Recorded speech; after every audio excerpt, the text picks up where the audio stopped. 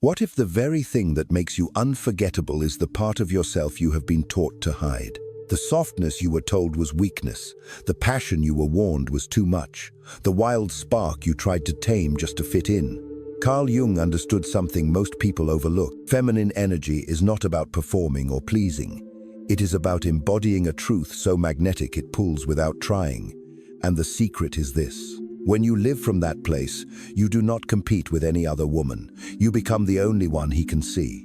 This is the moment you stop chasing validation and start owning the quiet power that no man can ignore. Stay with me until the end, because the truth I am about to share has the power to change the way you see yourself forever. You walk into the room, the air buzzing with conversation, laughter spilling from small circles of people who seem to know exactly where they belong. You smile politely, but no one turns. Their eyes slide past you, landing on someone louder, someone shinier, someone who seems to have mastered the effortless art of being noticed. Inside, you feel yourself shrink a little, as if your very presence has faded into the wallpaper. You wonder if you wore the wrong thing, said the wrong thing, or simply are the wrong thing. It is a feeling so many women know too well. That quiet ache of invisibility, as if the world has already decided you do not matter in this moment. And here is the truth most will never say aloud. That invisible part of you is not a flaw. It is a shadow. Carl Jung described the shadow as the hidden side of the self, the parts you have learned to bury because someone, somewhere, told you they were unacceptable. Maybe you were told to quiet your laugh because it was too loud. Maybe you were told to be polite instead of bold. Or maybe you were told that wanting more made you selfish. Over the years, you have tucked those pieces away like delicate glass in a box, thinking you were keeping yourself safe. But safety has a cost. When you hide what is real, you also hide what is radiant. And modern culture has perfected the art of training women to do exactly that. From magazine covers to casual comments, you have been given a script. Be attractive, but not intimidating. Be smart, but not too smart. Be warm, but never too intense. It is a constant push and pull, a quiet conditioning that tells you your power is dangerous unless it is carefully packaged. And yet, the very parts you have hidden are the source of the magnetism you long for. That shadow is not weakness, it is the uncut diamond you have been hiding, the raw brilliance that makes you unforgettable. It is not polished, it does not beg for approval, and it does not apologize. When you embrace it, you stop performing and start radiating. So let me ask you this. When was the last time you felt unapologetically yourself? Not the version of you edited for comfort, not the version that seeks permission, but the version that breathes freely without fear of being too much. Think about that moment. How did you carry yourself? How did your voice sound? How did the room feel when you walked through it? Because feminine magnetism is not about the perfect dress or the perfect hair or the perfect script of words. It is about energy. It is the quiet certainty in your body. The way your presence speaks even when your lips do not. Men do not remember you because of the curve of your eyeliner. They remember you because of the curve of your truth. The way your energy feels like it belongs completely to you. And here is the beautiful part. This is not something you have to create from nothing. It is already there, beneath your skin, waiting for you to stop dimming it. When you allow it to come forward, you do not just take up space, you change the atmosphere. People cannot name it, but they feel it. And in a world where so many are still pretending, that kind of authenticity is unforgettable. We are only at the beginning of this journey. But once you understand how to step into this energy fully, the days of feeling invisible will be over. The next time you walk into a room, you will not wonder if they see you. You will know they do. And more importantly, you will finally see yourself. Carl Jung spoke of something called the anima, a word that sounds abstract but touches the most human parts of connection. In simple terms, it is the inner feminine image that lives in the psyche of every man. It is not about a specific face or body type. It is about a certain essence, an energy he instinctively recognizes even if he could never describe it. This archetype is not learned from magazines or taught in school. It comes from somewhere older, deeper, almost ancient in the way it pulls him toward it. There was once a woman who did not know she carried it. For years, she sought approval like someone reaching for water in a desert, hoping each drop would make her whole. She changed her laugh because someone said it was too loud. She wore what was fashionable even when it felt like a costume. Every choice was made in the hope that someone would finally look at her and see her. But the more she performed, the more invisible she felt. One evening, something shifted. She was at a small gathering, surrounded by people she barely knew, when she realized she was exhausted from trying to be liked. In that quiet moment, she decided to stop. She leaned back in her chair, let her real laugh slip out, spoke when she had something to say instead of filling the silence. She stopped watching the room to see who was watching her, and without effort, eyes began to find her. Not because she was louder, not because she was dressed more boldly, but because she was finally inhabiting herself. That is what it means to embody your archetype. It is not a mask you put on. It is the moment you stop borrowing personalities and start living in your own. It shows in how you speak. Your words carry weight because you believe them. It shows in how you move. Your body follows its own rhythm, not the hurried pace of everyone else. It shows in how you look at someone, not as if you are asking for their attention, but as if you already own your space in the world. There is a truth men will never say out loud, but their instincts know it instantly. They know when a woman is performing, and they know when she is being. One makes them nod politely, the other stops them in their tracks. You have seen both sides of this. You have seen women who mimic trends so perfectly they could step straight out of a glossy magazine. And yet, minutes later, you forget their faces because their presence was a script, not a story. Then there are the women who might not match a single standard trend, yet you remember them for years. Something in them felt whole, and that wholeness drew you in. The difference is not in the shade of lipstick or the cut of the dress. It is in the alignment between who they are inside and what they allow the world to see.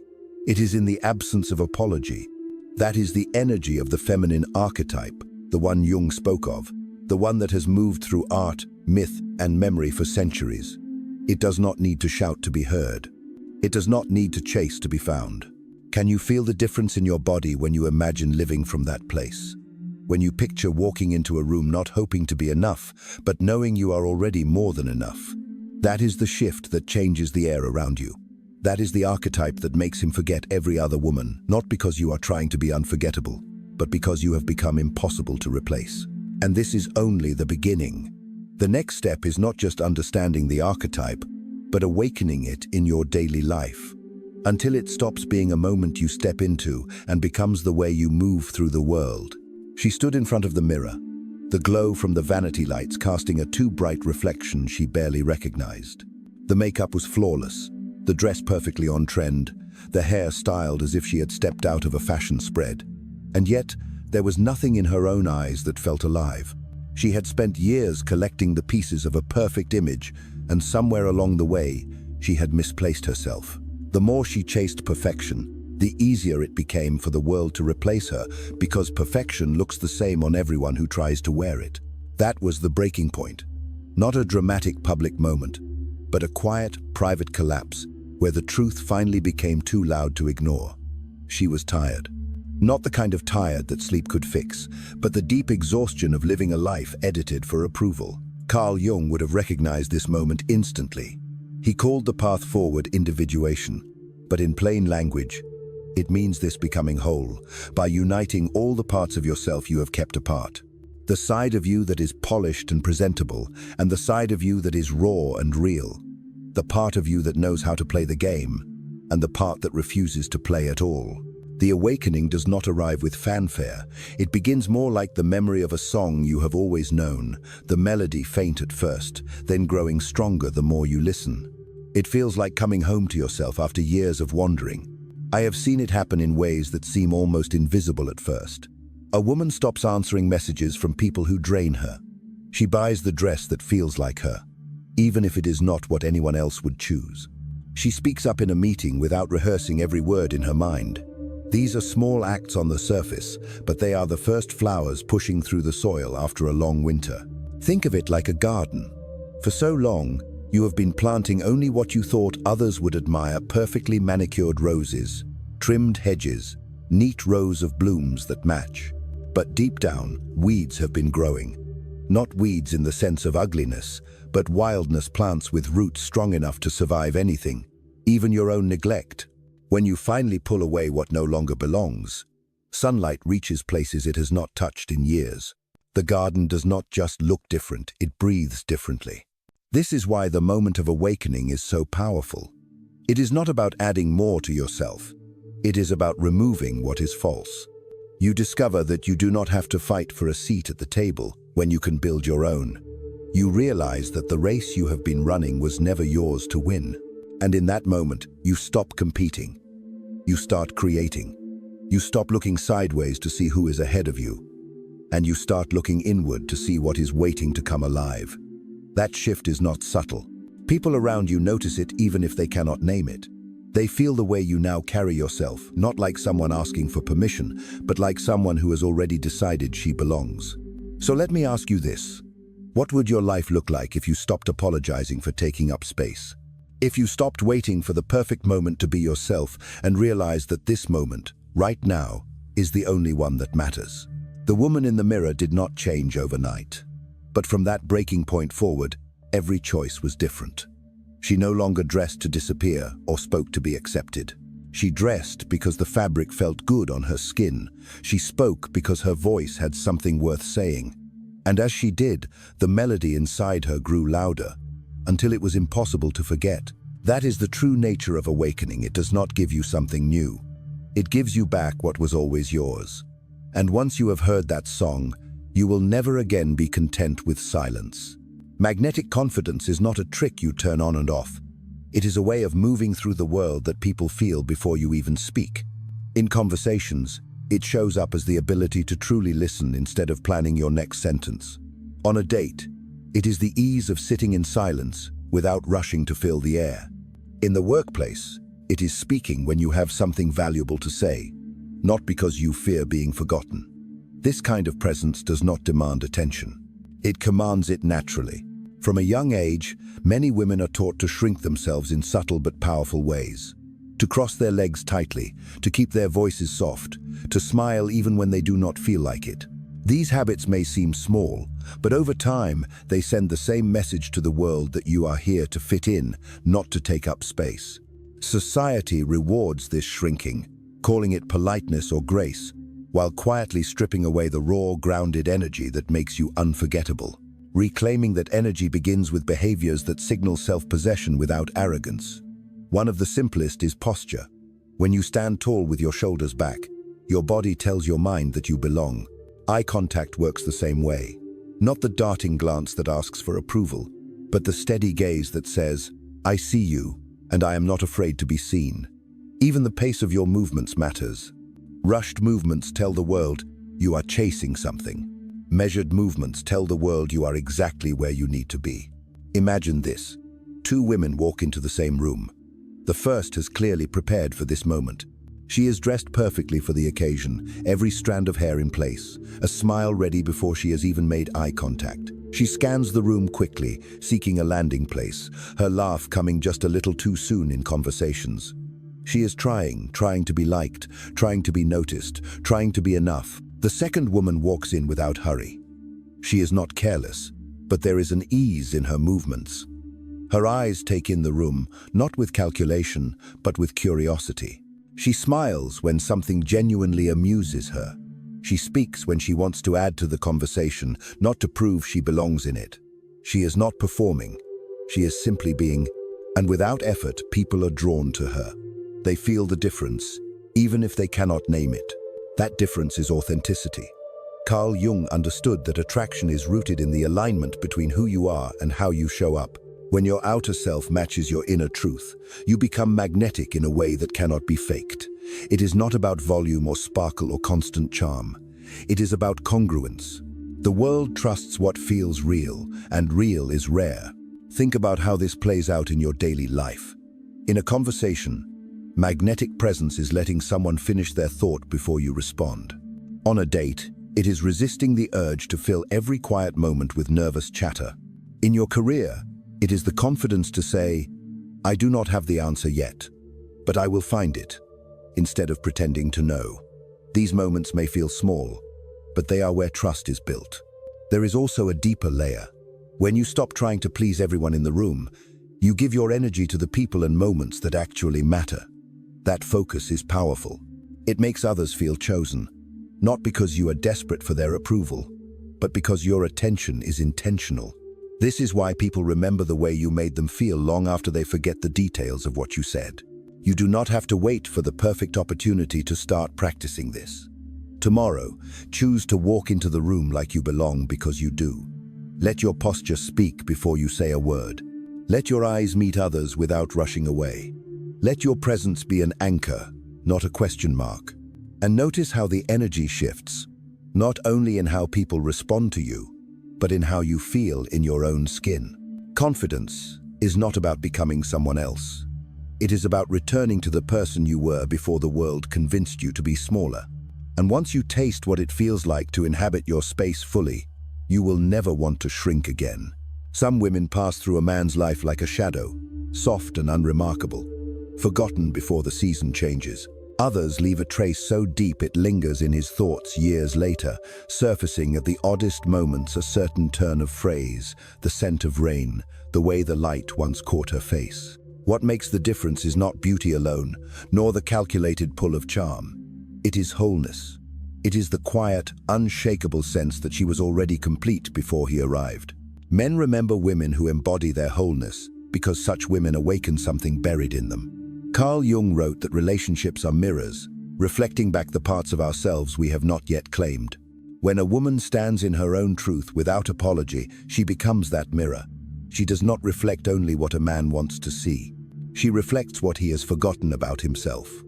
The tenderness, the courage, the hunger for something more than the surface. Magnetism of this kind is not about making him stay.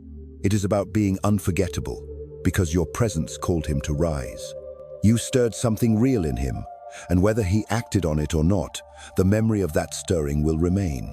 He may not have had the courage to meet you there, but that is not your burden to carry. This is where the old story of rejection unravels.